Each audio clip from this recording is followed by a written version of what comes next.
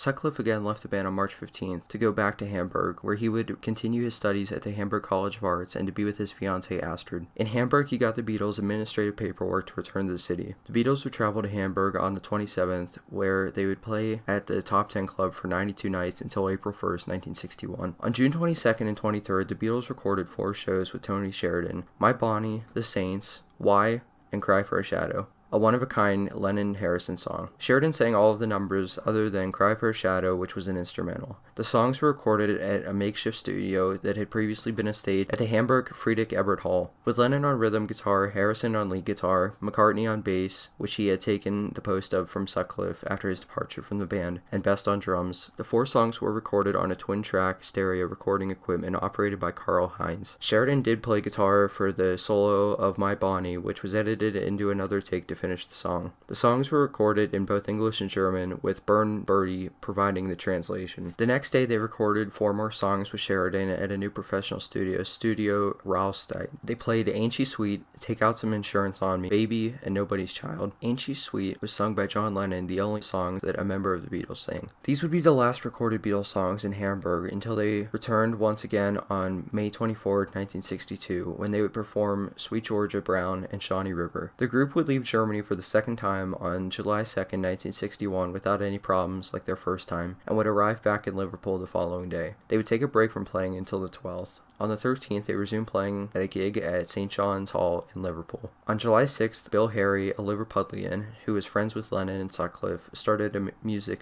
newspaper, Mersey Beat. Published every 2 weeks, the paper would tell all of the news on up-and-coming bands in the Liverpool area. The Beatles were frequently written about in the publications, widening their already established audience in the Liverpool area. Mersey Beat started after Harry's idea for a jazz magazine was denied for national publication. I was trying to get backers for a jazz magazine I'd designed, but I got so involved with the Beatles that I decided to do a rock and roll mag instead. I knew that there was no other scene like this in the entire country, probably not in the whole world, and it was very like New Orleans at the turn of the century when jazz began. Having received no reaction to my appeals to the press to cover what was happening, I decided to do something about it myself. Instead of a jazz magazine, I'd write about the local rock and roll scene. On September 30th, John was given £100 for his birthday on October 9th.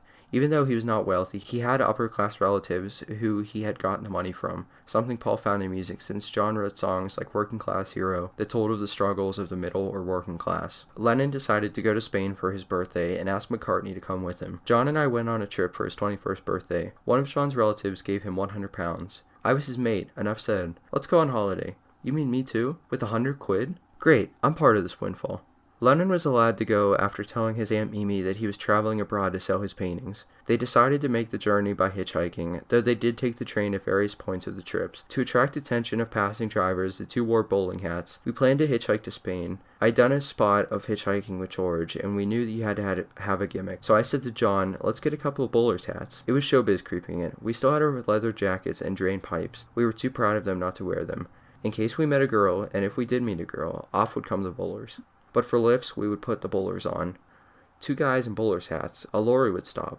The 2 hitchhikers stopped their trip in France, deciding not to go to Spain. After staying at their French hotel, they decided to stay since they decided the remainder of the trip would be too much work. In France, the 2 also picked up a new haircut from Jürgen Vollmer, who was a friend of Astrid and Stuart and who had moved to France. Originally, Astrid had convinced Stuart to adopt the haircut, which was based off a style that Jean Costra wore in the 1958 movie Le Testament d'Orphée, that saw the hair brushed forward with a fringe in the front. Vollmer cut Lennon and McCartney's hair in the style, and McCartney would comment on it in Anthology. He had this hair, mod style. We said, would you do our hair like yours? He said, no boys, no. I like you as a rocker, you look great. But we begged him enough, so he said, alright. He didn't do it quite the same as his. His was actually more coming over to one side, a kind of long-haired Hitler thing. We sat down in his hotel and just got it, the Beatle cut. When we got back to Liverpool, it was like, hey, your hair's gone funny. No, this is the new style. We nearly tried to change it back, but it wouldn't go. It kept flapping forward. And that just caught on. Everybody thought we'd started it, so it became the Beatles hairdo. On November 8th, Brian Epstein, who had read about the Beatles and Mersey Beat, decided to see them in action at the Cavern Club. On October 28th, Epstein, who owned the NEMS music store in Liverpool, was asked by customer Raymond Jones for a single by a group known as the Beatles called My Bonnie. This and another encounter with two teenage girls in his store asking for a single by the band sparked Epstein's interest in the band. Alistair Taylor, Epstein's assistant, claimed that the story of Raymond was made up by Epstein, but that, ironically, was also debunked. Epstein and Taylor attended a Beatles lunchtime performance that they had been let into without having to wait in line. When they first listened to the band play, Epstein recounted to Derek Taylor, the ghostwriter of Epstein's autobiography, that, quote, "I was immediately struck by their music, their beat, and their sense of humor on stage. And even afterwards, when I met them, I was struck again by their personal charm. And it was there, really, it all started." When the future manager and band met, George Harrison, who, like the others, recognized the man, said, "Now what brings Mr. Epstein here?" After this meeting, Brian would watch the group play several other times, and on December 10th, he offered to be their manager. On January 24th, 1962, they signed a 5-year management contract. On New Year's Day of 1962, the Beatles auditioned for Decca Records after being asked by Decca A&R representative Mike Smith when he saw them perform at the Cavern Club on December 13th. Although he didn't find the performance to be of such excellence to garner an immediate record deal, they were given a chance at a session in the Decca studios. Although slowed by blizzards, the group and driver/roadie Neil Aspinall drove to London while Brian Epstein came by train. They arrived just on time for the 11 a.m. session and were aggravated by Smith's late arrival. This annoyance was increased when Smith made the band use Decca amplifiers, as he did not approve of their amps' quality. The band played 15 songs whose order is guessed to be "Till There Was You," "To Know Her Is to Love Her," "Take Care of My Baby," "Hello Little Girl," "Crying," "Waiting," "Hoping," "Love of the Loved," "Searchin'," "Money, That's What I Want," "The Chic of Arabe," "Memphis, Tennessee," "Three Cool Cats," "Sure to Fall in Love with You," "September in the Rain," and "Like Dreamers Do."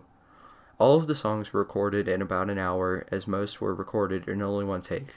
Of the Decca recordings, 5 songs, "Searchin'," "Three Cool Cats," "The Chic of Arabe," "Like Dreamers Do," and "Hello Little Girl," appeared on the Anthology collection in 1995. The rest have been widely available on bootleg since 1977. The Beatles, who are not playing at their best because of the make-or-break nature of the session, still believed that they would get the contract, but the other choice, Brian Poole and the Tremolos, got the deal as they were a London-based band and would therefore be easier to work with. They're both good, but one's a local group, the other comes from Liverpool. We decided it was better to take the local group. We could work with them more easily and stay closer in touch. Ironically, and in terms of Dick Earl's career, when the Beatles had finished, he had said to Brian Epstein in an infamous statement, quote, "Guitar groups are on the way out, Mr. Epstein." Although Decca did eventually sign on the Rolling Stones to George Harrison's recommendation, Raoul would forever be known as the man that turned down the Beatles to a group which hardly made a dent in the music scene. If they would have gotten signed on, though, Ringo Starr might have never become the drummer for the group, as a new drummer was suggested by George Martin. On April 10, 1962, the former Beatles bassist Stuart Sutcliffe died from a brain hemorrhage. Before his death, he had been suffering with what started as headaches and blackouts. When he blacked out while attending his arts class, he decided to drop out of school. The Kircher family got him x-rayed, which returned with nothing out of the norm, a fact that stayed true after 2 subsequent visits. His more minor symptoms soon turned into temporary blindness and bipolar fits, which left him bedbound for almost the entirety of his last 2 weeks. On the fateful day of April 10th, Astrid was called by her mother that Sutcliffe had collapsed again and was being sent to the hospital. She caught up to the ambulance and stayed with already unconscious Stuart, who died on the way to the hospital. Although the exact cause of his death is still uncertain, the coroner said that it was caused by cerebral paralysis from bleeding in the right ventricle of his brain. A theory is that in a fight with John Lennon, a blow to his head led to the hemorrhage. Cerebral bleeding due to an injury, though, would not explain the length of time from the fight to Stuart's death, making the mystery of his death greater. It is more likely, however, that his death was caused by an aneurysm or arteriovenous malformation, which are both present from birth and don't always show themselves immediately, as in Sutcliffe's case. The next day, Lennon, McCartney, and Best had left for Hamburg for their 3rd stay, this time at the Starr Club. They were met at the airport by Astrid, who informed the group of her husband and their former bandmate's death. This was a blow to them, as Stuart had been a close friend of the three and had known Lennon since college.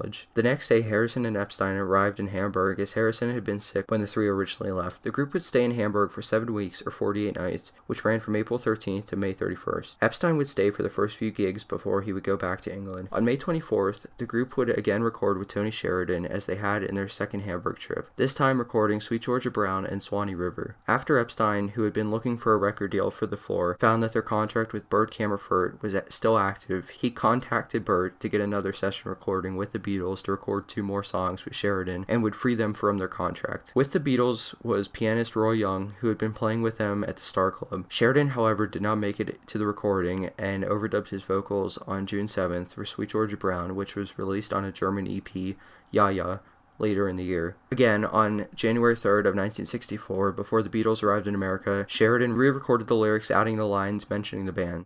She can get, Georgia claimed her, Georgia named her, Sweet Georgia Brown. Which later became, In Liverpool, she even dared to criticize the Beatles' hair, with their whole fan club standing there. I mean, Sweet Georgia Brown. All right. The instrumental tracks of Swanee River, however, were lost, though Sheridan would redo them with other musicians. On June 2nd, the group returned to Liverpool. For the next 2 days, they rehearsed material for their upcoming Abbey Road recording session. The next day, they left for London, taking no chances to miss their Wednesday session due to weather or traffic. On Wednesday, it was time for their session at Abbey Road. They played several songs and recorded 4 afterwards: Besame Mucho, Love Me Do, P.S. I Love You, and Ask Me Why. Before they could record, though, the sound engineers had many hurdles to jump over, as the band's equipment was shoddy and made listening and recording difficult. The sound of Paul's bass wouldn't pick up on recordings, leading Norman Smith to, quote, raid Studio 2 to give Paul's bass the reverberation it needed to come up in the recordings. Further, John's amp would rattle while he played and had to be tied down to stop it from moving. Although much of the documentation for the session has been lost, it is known that George Martin was the producer for the session and was assisted by Ron Richards, and it was the only Beatles recording at EMI to feature Best on drums. Originally, Richards was the lead for the session, as producers rarely attended these recordings, but Martin came in. The control room door opened, and in walked George Martin himself, and I thought to myself, this must be some kind of special artist test for him to show up, because producers didn't normally attend artist tests, and of course, up to that time, George was not involved at all with any guitar groups. Not uncommon to the early 60s style of session recordings, all of the Beatles recordings from June 6th were destroyed other than Besame Mucho and Love Me Do, which were uncovered in personal collections in the 1980s and 1994 respectively. George Martin had to say about the Beatles after the session, quote, I've seen a lot of groups come in for artist tests, but this one, there is something special about them. I can't tell you what, but there is something there. August 15th marked the last Cavern Club performance with drummer Pete Best. Unbeknownst to Best, when they had finished their performance at Cavern Club, he asked Lennon, "Pick you up tomorrow, John?" To which he responded, "No, I've got other arrangements." In retrospect, the writing was on the wall, but to Best it wasn't unusual, as at the time, John was 8 weeks from marrying Cynthia Powell, who was already pregnant with their future son Julian. Later, Epstein requested Best to come to his NEMS office the next day, which also did not strike Best as odd, as Epstein would frequently call him on Best's family phone to ask about venues and prices, since Best would sometimes book the band's gigs. Best's termination in the band was due in large part to their Abbey Road session, where Martin was less than impressed with Best's performance. Epstein was wary about firing Best, though, and consulted Cavern DJ Bob Wooler on the matter. Wooler believed that Best was too popular with the fans, especially the female fans, as he was considered the most handsome of the group.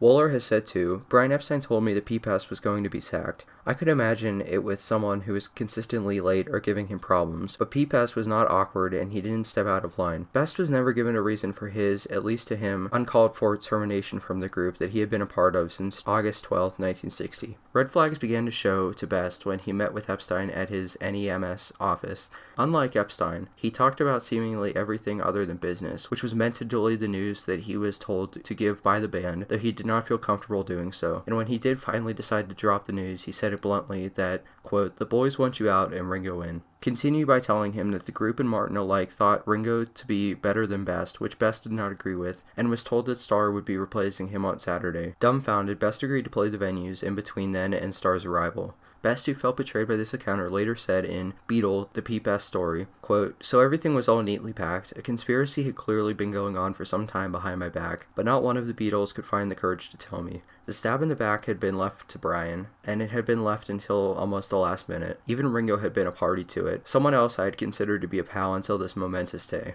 Best was devastated by the news and returned home and broke down to his mother, who had already heard the news from Neil Aspinall, who had telephoned her after Pete had gotten the news. Although Best had agreed to play the last couple of gigs with the band, he decided that he could not do it, as he felt too greatly betrayed by the three to play with them for hours. News of Best's departure did not please the group's fans in Liverpool. During a performance, Harrison was even headbutted by a fan, giving him a black eye. Moreover, for weeks while the band would play, they would receive chants of "Ringo Starr never, be best forever" from their audience. Aspinall, too, was angered by Best's termination, but was met with, quote, "It's got nothing to do with you. You're only the driver." Although it did little to help matters, Lennon would later say, quote, "We were cowards. We got Epstein to do the dirty work for us." To fill the gap between Best and Starr, the Beatles picked up Johnny Hutchinson of the Big Threes to play the venues. Ringo would join the ranks of the Beatles officially on August 18th. He had filled in as their drummer before in Hamburg and Liverpool, and was primarily part of the band Rory Storm and the Hurricanes. Their first show on the 18th at Home Hall was packed above the initial capacity of 450 with a staggering 500 attendees, and would go down as the first time the Fab Four were the Fab Four of John Lennon, Paul McCartney, George Harrison, and Ringo Starr. Later, marking their 126th lunchtime performance at the Cavern Club, their performance was filmed by a television crew from Granada Television after they would receive multiple letters from fans of the Beatles. Producers from Granada had already seen the band perform in July at Cambridge Hall, and Dick Fontaine of Granada was sent on August 1st to check the lighting conditions of the club. Being only a week after the sacking of Best, the film crew caught a fan yelling, quote, "We want Pete," at the end of their performance of Some Other Guy.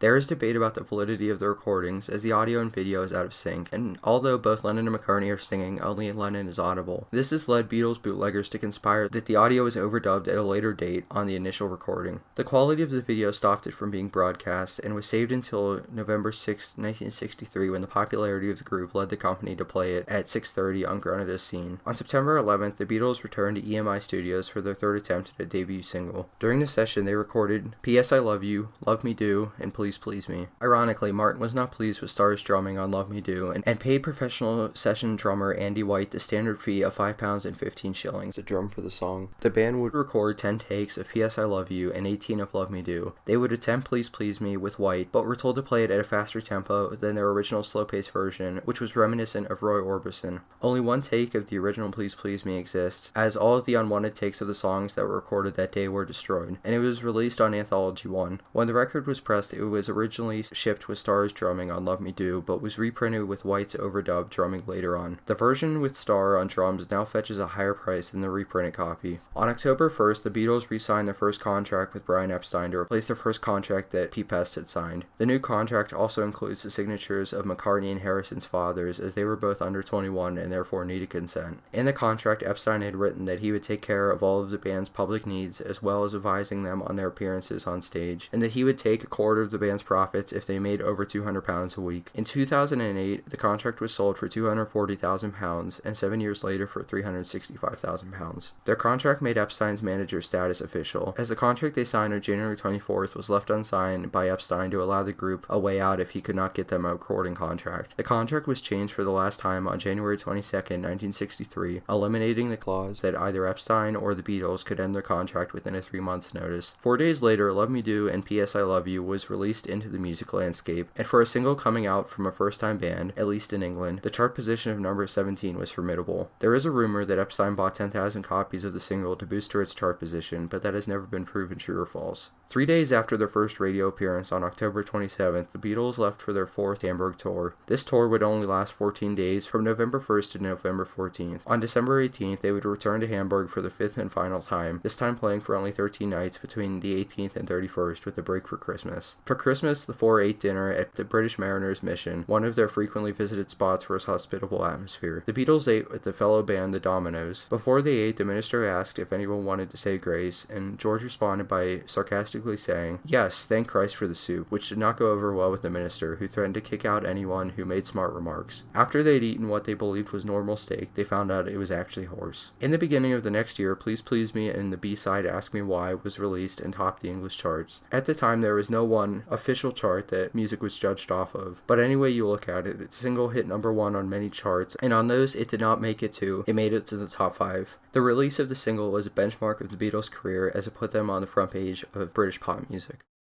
And that's the end of it. I had a tough time recording this one.